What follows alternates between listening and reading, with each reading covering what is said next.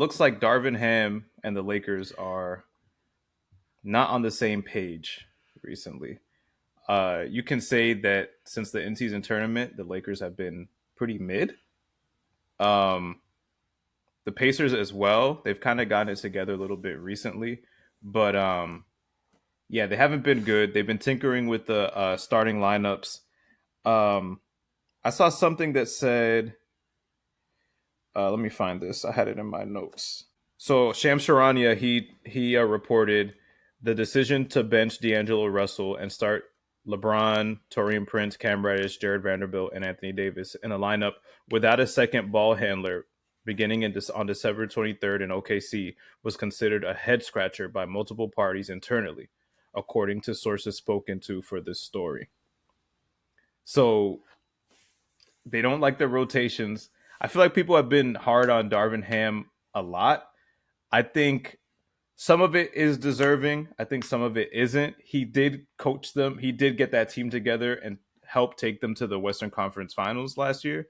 You can say it was LeBron and AD, but a coach plays a part, right? Like he needs to put them in a position to win. Talent doesn't mean automatically good. Like you have to know how to put them in position. So I think people have a quick memory, and I get it. It's LA.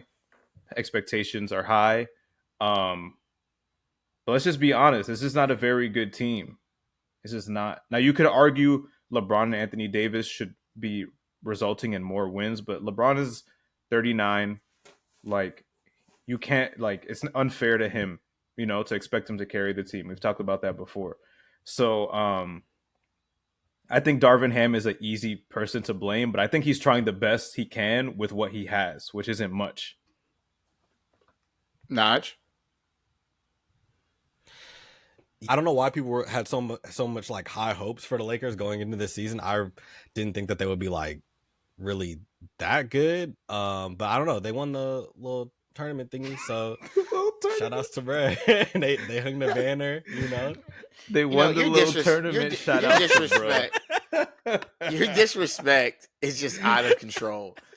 And I love how we always turn the narrative when our team don't do something. That's in-season tournament winning, bruh, to you. Yeah, my bad. First of all, big bruh. Let the Warriors win that. Naj would have been talking smack for the rest of the season. I probably wouldn't have. The disrespect is just out of control. I feel like everyone disrespect. You know what? I'm not even going to get into that. It's not worth my energy.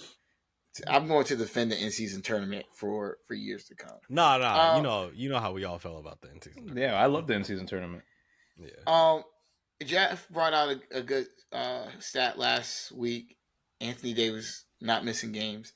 So that's been a big deal. Okay, so here's my thing with the Lakers, right? The rotations are weird.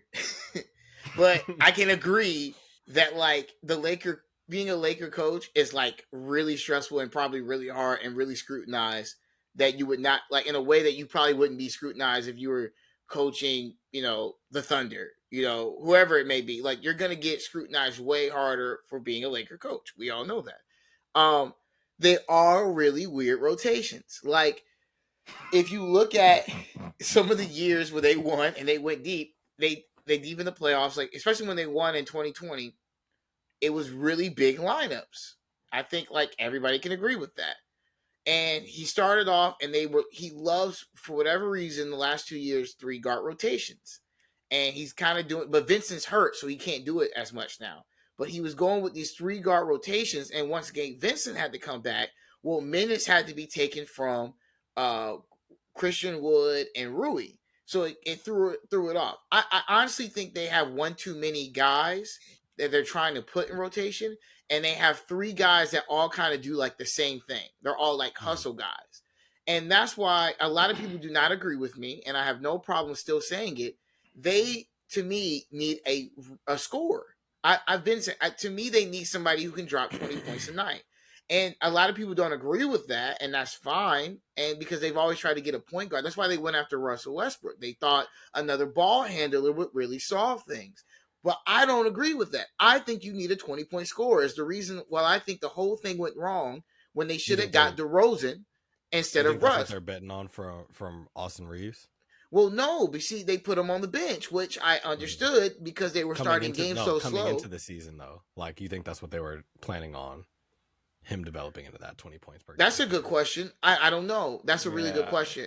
I think to a degree they bet on that. I wouldn't be surprised if they were banking on him taking a leap. And he wasn't bad last year. He's still not bad this year, but I don't think there's been a leap.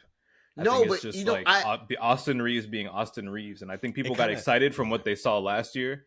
But he's not playing bad, but I do think that's what I'm saying. He's been playing. He's kind of just carried over what he was doing last season. Like, he's just playing well. A little earlier in the season, it kind of felt like that. Like, I remember that, like, what game was that where Bron was like, where Bron told him, like, go win the game for us.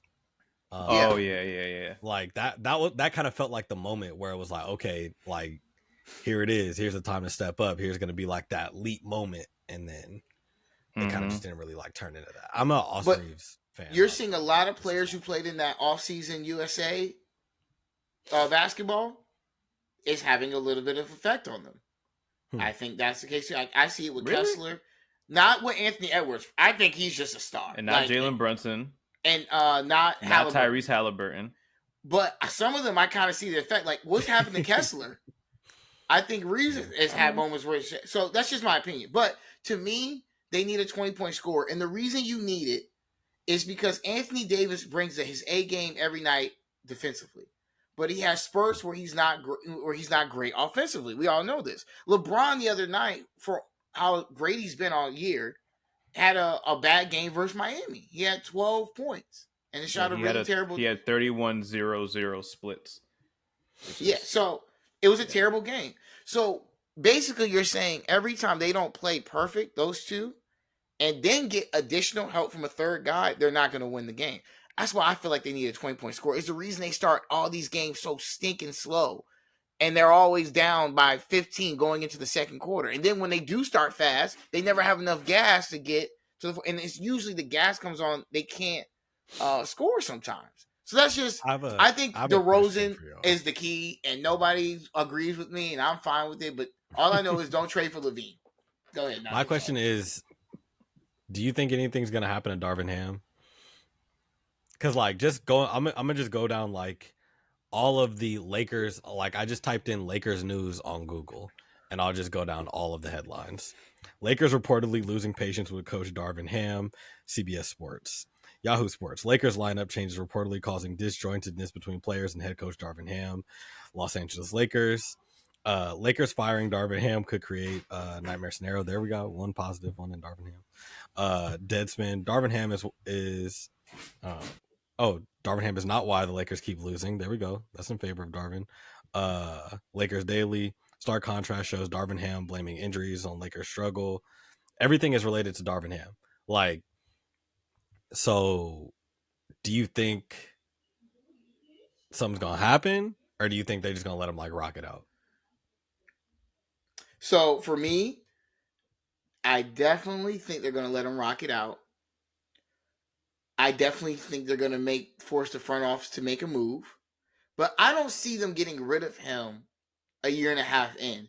And the reason is you set it becomes a bad situation for your front. It makes you look bad. So it makes the front office and those who made the decision to hire Darvin Ham look bad.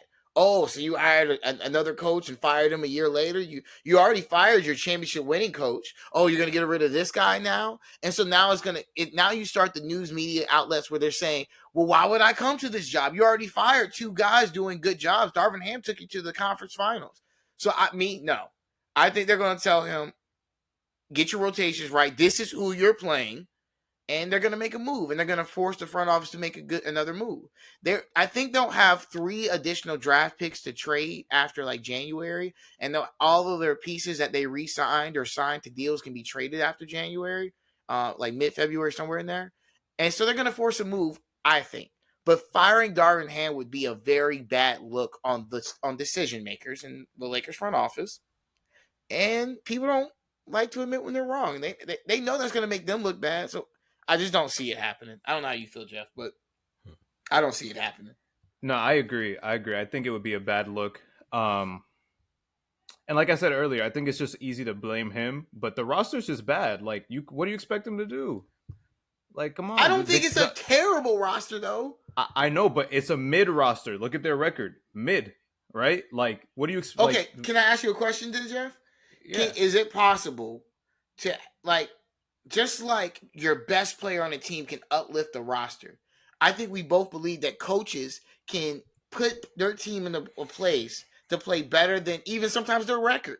And sometimes you know how we sometimes have teams that they're playing great, but we admit they're better than what they're not as good as their record represents. I know they say you're only as good, but that's not always the case. But I feel like that's so rare. Like, you can't just expect that from people. So who's the only coach in the league I see that does that is Spoelstra right now. He's the only one that does it. Really? That takes a team that's not supposed to perform that well. That's fine. You know what I'm saying? That's a different argument, but I'm fine with that. So if Eric Spoelstra was the coach of the Lakers, would they be playing at the same rate right now? That's what I'm saying. Coaching does matter. I feel like they'd be a little bit better. That's all I'm saying. A little bit better. It would change because some of it is lineup. Coaching does have an effect on lineups, or just where are we supposed to be offensively? So question. What are the Lakers good at? What would you say is their identity? Well, that's the problem. I think their identity should be defense and playing big. Who plays defense on the Lakers? Anthony Davis does. I think why you look at me like that? It does stop, but have they not had moments of we didn't think they were good defensively last year, and they played good during the playoffs. So I think that's what they hang their hat on, because they play good team defense. I don't think any of them are like, oh no, I do like Taurean Prince. I think Prince plays I think he's actually a good defender. I don't think they've been great, but I think last year we didn't think they were great either, and then they made it to the third round of the Western Conference Finals, and a lot of that had to do with defense. So that tells me that when they really lock down defensively, they're at least an above average defensive team.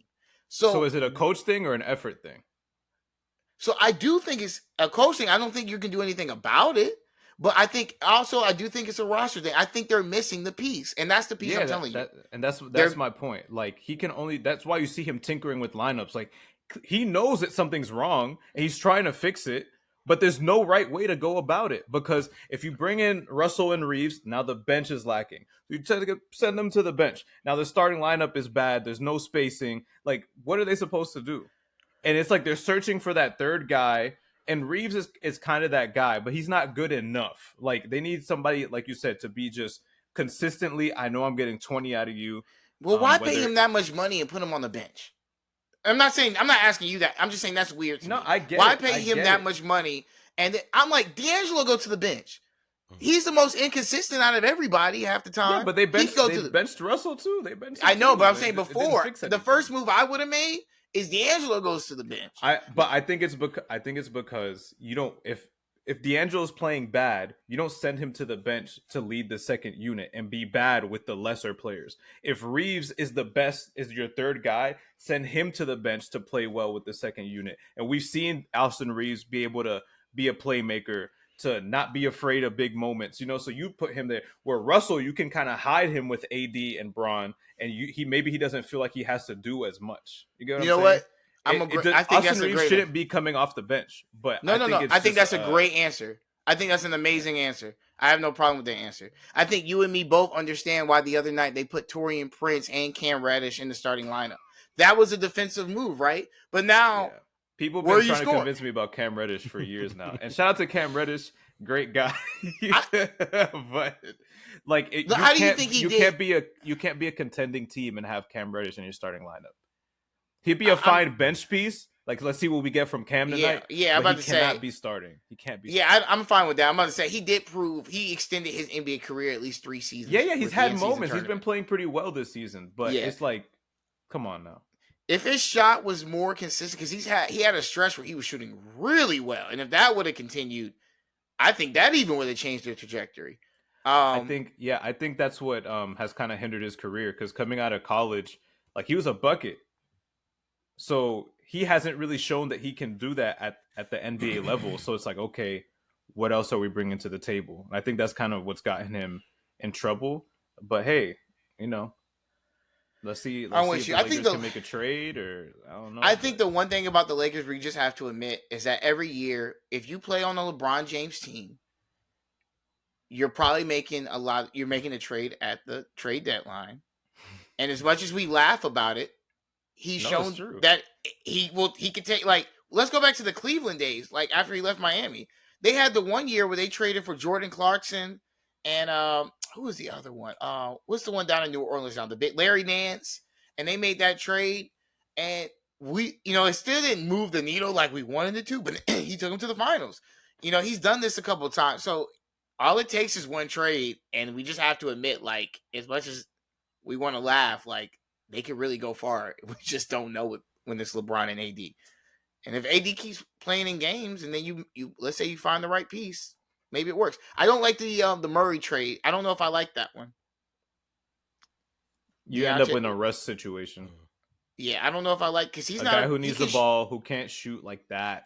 Like he can shoot better than Russ, but he definitely can shoot better than Russ. Yeah, but yeah, you don't want to bring a guy like, that's why I never liked the DeJounte Murray and Trae Young pairing either, for the same reasons. Like, you gotta just let Trae be Trae and surround him with guys who know how to play off the ball.